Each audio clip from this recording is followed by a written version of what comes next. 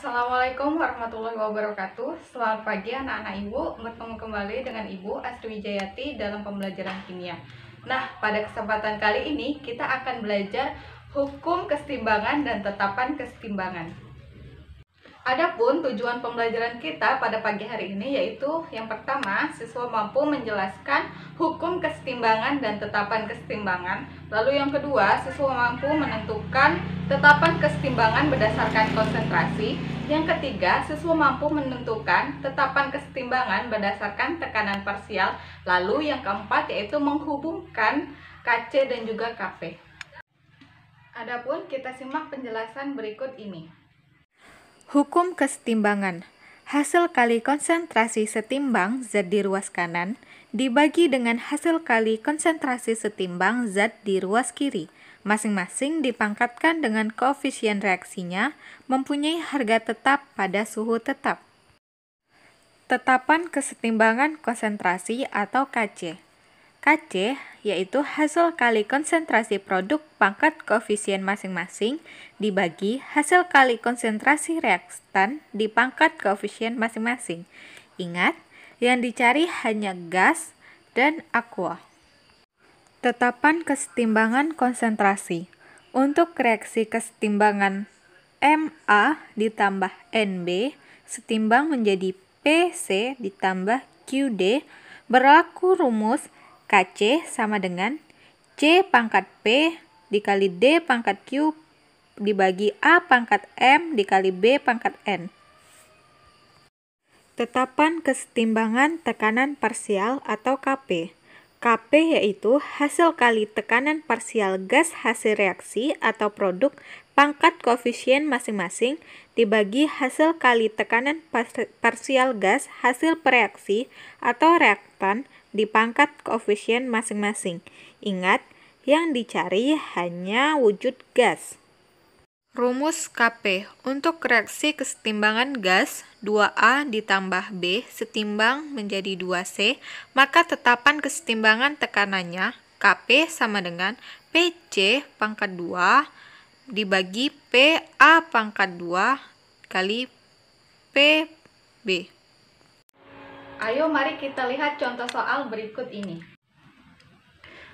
Baik, untuk contoh soal yang pertama kita tuliskan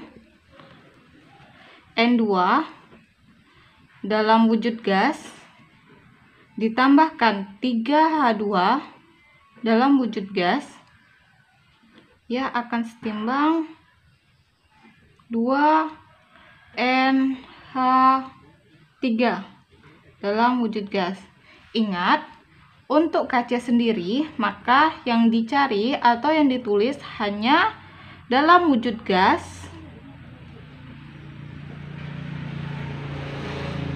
dan juga aqua. Selain dari kedua ini, maka tidak dituliskan. Nah, kita lihat wujudnya ketiga-tiganya dalam wujud gas, maka dapat kita tulis KC produknya dikurang reaktan. KC sama dengan, kita lihat koefisien dari NH3 yaitu 2. Kita tuliskan NH3 pangkat koefisiennya pangkat 2 dibagi dengan reaktan N2, karena koefisien dari N2 itu 1, maka tidak kita tuliskan, kali dengan H2 koefisiennya 3, kita tulis pangkat 3. Oke, untuk soal yang pertama. Nah, untuk soal yang kedua kita tuliskan CaCO3 dalam wujud solid ya akan setimbang menjadi CaO dalam wujud solid ditambah CO2 dalam wujud gas. Nah, kita lihat karena CaCO3 berbentuk solid dan CaO berbentuk solid juga, maka tidak kita tuliskan di dalam rumus KC. Yang hanya kita tuliskan yaitu CO2 dalam wujud gas. Di KC sama dengan CO 2. Karena koefisiennya 1, maka tidak kita tuliskan. Untuk soal perhitungannya, kita tuliskan dalam bejana bervolume 2 liter dimasukkan 8 mol gas NO2 dan membentuk kesetimbangan berikut. Nah, kita tulis reaksinya. 2NO2 dalam wujud gas, ia akan setimbang menjadi 2NO dalam wujud gas ditambahkan O2 dalam wujud gas. Selanjutnya, jika pada keadaan setimbang terbentuk gas O2 sebanyak 2 mol, berapakah harga Kc? Nah, kita tulis tabelnya. Tabelnya itu terdiri dari M, R, dan S. M itu untuk reaksi mula-mula, R itu ketika reaksi, dan S ini dalam keadaan setimbang. Kita buat garis, kita bagi. Nah, kita lihat dalam soal. Dalam bejana bervolume 2 liter dimasukkan 8 mol gas NO2. Berarti mula-mula NO2-nya yaitu 8 mol. Kita tulis 8 mol. Pada saat mula-mula, otomatis tidak ada produk yang terbentuk, maka kita stripkan saja. Lalu selanjutnya, jika pada keadaan setimbang, berarti S, terbentuk gas O2 sebanyak 2 mol. O2, kita lihat O2 setimbang, itu berbentuk 2 mol. Nah, 2 mol berarti saat direaksikan, hasilnya juga 2 mol. Nah, 2 mol ini menjadi patokan untuk kita mengetahui berapa hasil reaksi dari NO dan juga NO2. Maka 2 mol, karena koefisien NO yaitu 2, maka kita kalikan. 2 dikali 2 sama dengan 4 mol. Dan NO2 koefisien 2, maka kita kalikan juga dengan 2 mol. Maka hasilnya 4 mol. Nah, di sini kita kurangkan 8 dikurang 4, hasilnya 4 mol.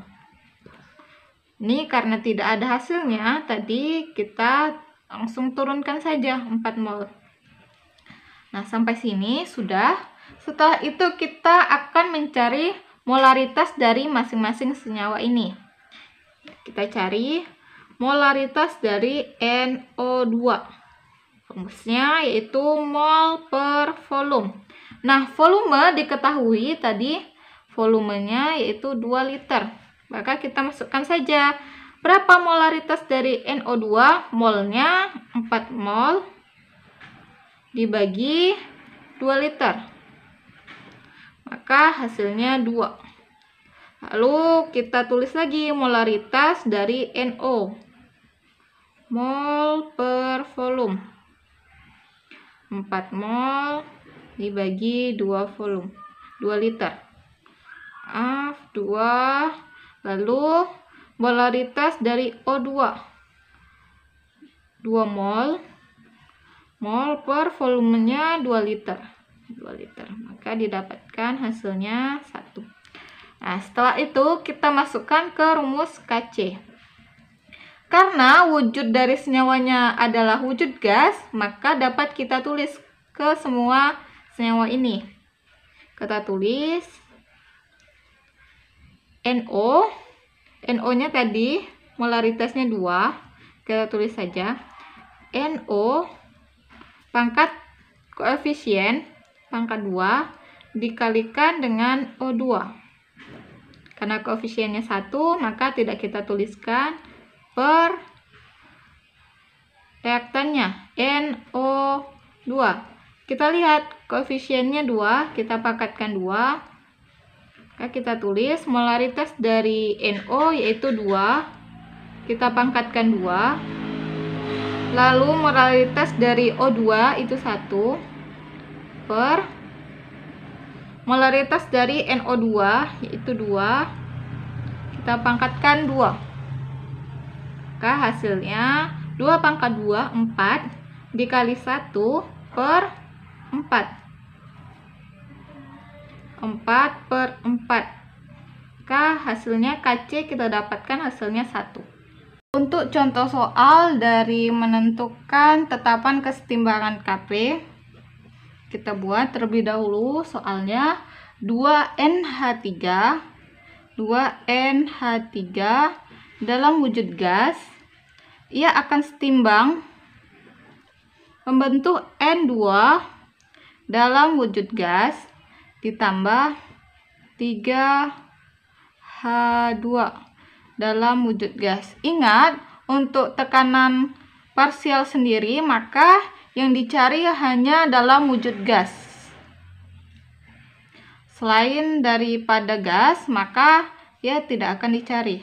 Nah, di sini karena wujudnya semuanya gas, maka bisa kita masukkan ke rumus. KP sama dengan tekanan parsial dari produknya N2, lalu tekanan parsial dari H2. Kita lihat koefisiennya. Koefisiennya di sini 3, kita pangkatkan 3 per reaktannya. Tekanan parsial dari NH3, koefisiennya 2, kita tuliskan 2. Nah, begitu caranya. Baiklah, kita tulis hubungan. Kita lanjut hubungan KC dan KP. Nah, berdasarkan hukum gas ideal,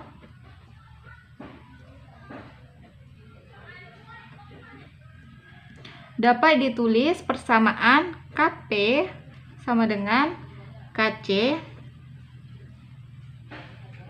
dalam kurung R dikali T dipangkatkan delta N,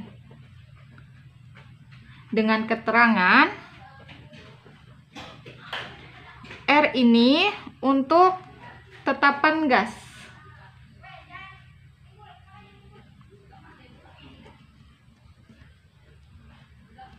Nah, tetapan gasnya yaitu 0,082 L atm mol min 1 K min 1, sedangkan T itu untuk suhu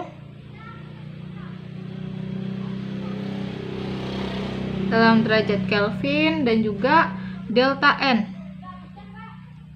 yaitu selisih koefisien kanan dikurang kiri dalam wujud gas. Kita masuk ke dalam contoh soalnya. Contoh soal yang pertama yaitu 2NH3 dalam wujud gas, ia akan memiliki reaksi setimbang menjadi N2 dalam wujud gas ditambah 3H2 dalam wujud gas. Nah, kita lihat di sini. Nah, dari sini kita bisa mencari selisih koefisien kanan kurang kiri. Berarti kanan untuk produk dikurang kiri untuk reaktan. Jadi delta N-nya bisa kita cari. Delta N kanan kurang kiri. Koefisiennya, koefisien dari produk yang kanan 3 ditambah 1 jadi 4. Koefisien dari N2 itu 1, H2 itu 3, berarti 3 ditambah 1, 4, dikurang koefisien dari kiri. NH3 memiliki koefisien 2, maka kita dapatkan nilai delta N-nya yaitu 2.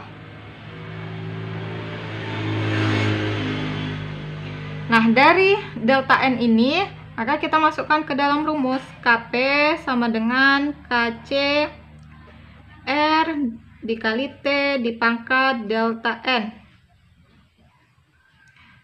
KP, KC, nah delta N-nya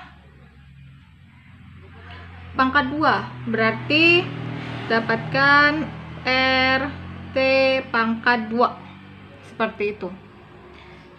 Kita buat contoh soal yang kedua. Untuk contoh soal yang kedua, yaitu kita tulis reaksinya 2HI dalam wujud gas. Ia akan membentuk reaksi setimbang menjadi 1H2 dalam wujud gas ditambah 1I2 dalam wujud gas. Maka kita cari di sini delta N-nya, kanan, koefisien untuk sebelah kanan produk dikurang koefisien untuk sebelah kiri untuk reaktan. Nah, koefisien dari produk sendiri yaitu 1 ditambah 1, 2, dikurang koefisien untuk reaktannya. Koefisien untuk reaktannya 2. Maka 2 dikurang 2 sama dengan 0. Maka di sini kita tulis KP sama dengan KC dikali R dikali T dipangkat delta N. Maka KC RT pangkat 0. Karena dia pangkat 0, maka habis. Maka KP, rumusnya KP sama dengan KC. Nah, baiklah anak-anak ibu, itu tadi kita telah mempelajari hukum kesetimbangan dan tetapan kesetimbangan, menentukan KC, menentukan KP, dan menentukan hubungan KC dan juga KP. Sampai berjumpa di pembelajaran kimia berikutnya. Assalamualaikum warahmatullahi wabarakatuh.